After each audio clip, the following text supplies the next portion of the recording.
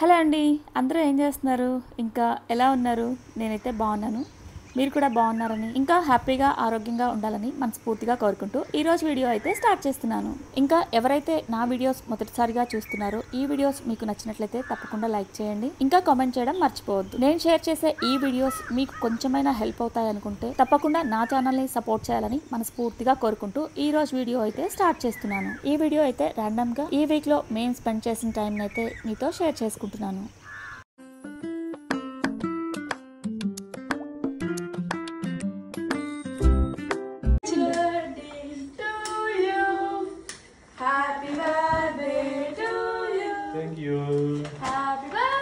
ఇప్పుడు ఈ వ్లాగ్లో అయితే మా హస్బెండ్ బర్త్డే రోజు మేము ఈవినింగ్ బయట స్పెండ్ చేసిన టైం అయితే మీతో షేర్ చేసుకుంటున్నాను. కరెక్ట్గా బయటకు వెళ్ళే టైంకి గీతు అండ్ అన్విత వాళ్ళ నాన్నకైతే పర్ఫ్యూమ్ గిఫ్ట్గా ఇచ్చారు బర్త్డేకి.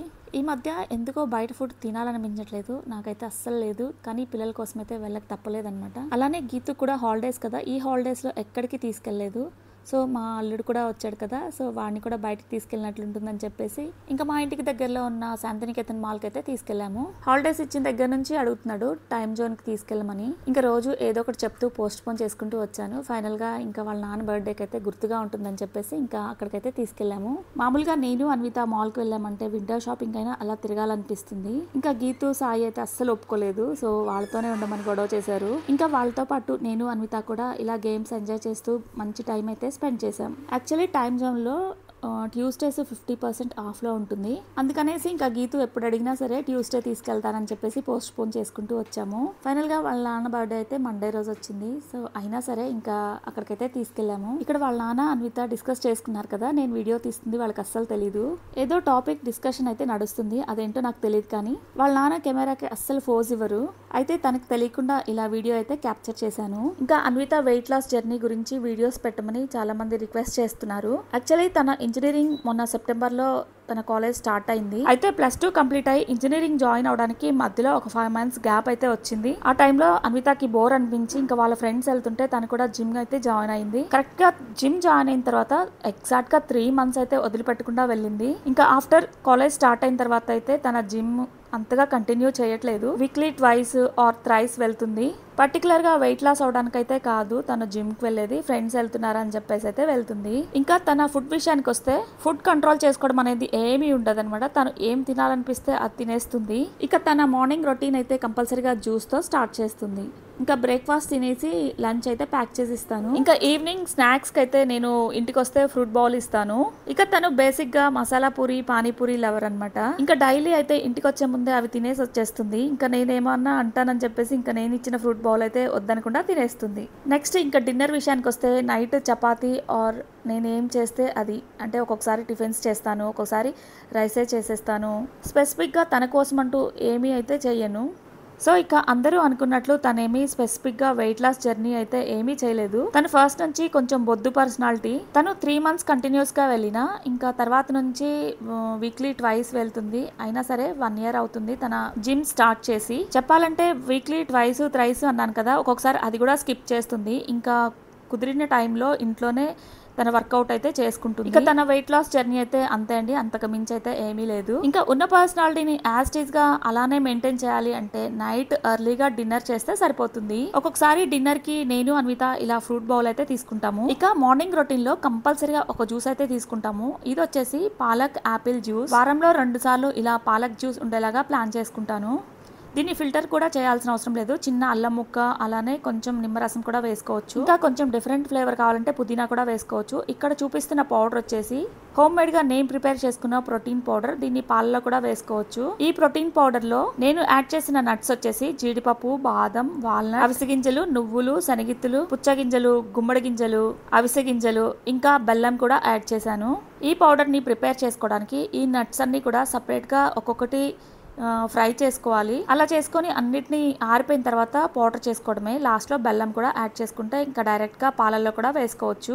ఇక నేనైతే వీటిని జ్యూస్లో కూడా అప్పుడప్పుడు యాడ్ చేస్తూ ఉంటాను, కొంచెం డిఫరెంట్ ఫ్లేవర్ కోసం. స్కూల్కి వెళ్ళే పిల్లలకైనా కాలేజ్కి వెళ్ళే వాళ్ళకైనా ఇలా జ్యూస్ చేసి ఇచ్చామంటే తొందరగా ఆకలి కూడా వేయదు.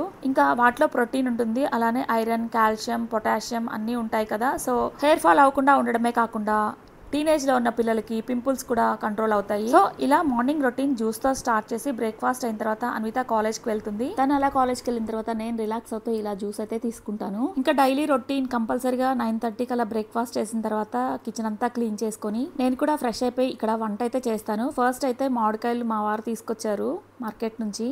మామూలుగా అయితే మామిడికాయలు నాకు రసాలు అయితే చాలా ఇష్టంగా తింటాను. ఇంకా సమ్మర్ వచ్చిందంటే మామిడికాయ పెరుగన్నం ఫుల్గా ఎంజాయ్ చేస్తాను.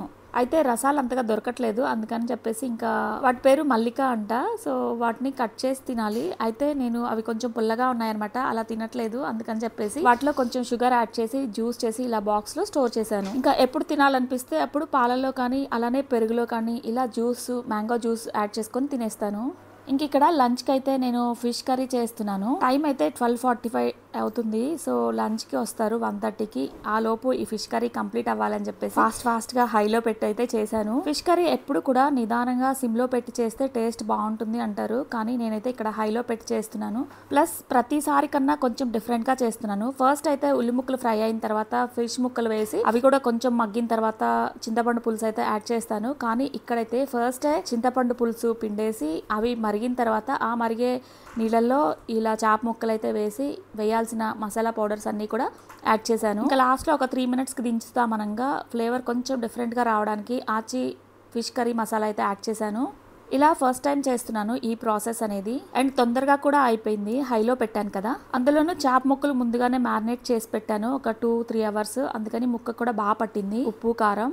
నేను ఎప్పుడు కూడా చింతపండు పులుసు కొంచెం పులుపు ఉండేలాగా వేస్తాను. తర్వాత లాస్ట్లో ఇలా ఒక్క స్పూన్ అంటే స్పూను క్వాంటిటీతో పంచదార వేసామంటే టేస్ట్ బాగుంటుంది. ఇంకా ముందున్న పులుపు కూడా కొంచెం తగ్గుతుంది, ఫ్లేవర్ అయితే బాగుంటుంది. ఇంకా అలానే గ్రేవీ రుచిగా కూడా ఉంటుంది. ఎప్పుడు నేను చేసే ప్రాసెస్ కన్నా కూడా ఇదైతే కొంచెం టేస్ట్ బాగుంది అనిపించింది. ఇంకా ఫైనల్గా కొత్తిమీరతో గార్నిష్ చేసుకుంటే ఫిష్ కర్రీ సూపర్గా ఉంటుంది. ఫిష్ కర్రీ మామూలుగానే చాలా తక్కువగా చేస్తాను. అంతకుముందు ఈ కర్రీ చేయాలంటే అమ్మో ఫిష్ కర్రీనా ఎలా వస్తుందో ఏమో అనుకునేదాన్ని, కానీ ఇప్పుడైతే ఈ ఫిష్ కర్రీ చేయడం చాలా ఈజీ అనిపిస్తుంది. అవును, మీరైతే ఈ ఫిష్ కర్రీ ఏ ప్రాసెస్ చేస్తారు? ఇంకా మీకైతే ఎలా నచ్చుతుంది కామెంట్ చేయండి. ఇంకా కర్రీ టేస్ట్ రావడానికి ఇంకా ఏమైనా ప్రాసెస్ ఉంటే తప్పకుండా నాకు తెలియచేయండి. నెక్స్ట్ టైం అది ట్రై చేస్తాను. మామూలుగానే చేపల కూర వండినప్పుడు అన్నం ఎక్కువ తినాలనిపించదు, ఎక్కువగా ముక్కలే తినేస్తాను. ఇంకా ఈ రోజు లంచ్ అయితే సింపుల్ గా ఇలా ఫిష్ కర్రీతో కంప్లీట్ చేశాను. కొద్దిసేపు లంచ్ అయిన తర్వాత అలా రిలాక్స్ అయిపోయి ఈవినింగ్ అయితే ఇలా గార్డెన్ లోకి వెళ్ళాను. వెళ్ళిన తర్వాత తోటకూర ఎంత కలర్ఫుల్ గా ఉందో కదా, చెట్టు నిండా పూలు. ఇంకా వీడియో తీయకుండా అయితే ఉండలేకపోయాను. నిన్న వర్షం పడింది కదా, చెట్ల మీద ఉన్న మట్టంతా పోయి చాలా ఫ్రెష్గా అనిపిస్తున్నాయి. రోజు మనం ఎన్ని నీళ్లు పోసినా సరే ఒక్క వర్షానికే చూడండి ఎంత హెల్దీగా వచ్చేసాయో. మామూలుగా గార్డెన్లో ఉన్న మొక్కలన్నిటికీ నేను వాటరింగ్ చేయడానికైతే మినిమం 1 అవర్ అయితే పడుతుంది. సో ఇలా వర్షం రావడం వల్ల నాకైతే చాలా పని తగ్గినట్లు అనిపించింది. వర్షానికి చూడండి మందారాలు ఎలా వచ్చాయో, కలర్ఫుల్గా ఉన్నాయి కదా. చాలా రోజుల తర్వాత చెట్టుకి మందారాలు అయితే చూస్తున్నాను. గులాబీలు అయితే ఇప్పుడు అసలు ఏమీ లేవండి, ఆకులు అన్నీ ఎండిపోయి ఉన్నాయి. చాలా ఎండలు ఎక్కువ ఉన్నాయి బెంగళూరులో కూడా. సో ఈ వర్షాలకి ఇంకా వస్తాయేమో చూడాలి. 5 ఇయర్స్ నుంచి గులాబీ మొక్కలు అలానే ఉన్నాయి. ఫస్ట్ టైం అనుకుంటా గులాబీ మొక్కలు అయితే ఒక 2-3 మొక్కలు అయితే ఎండిపోయాయి.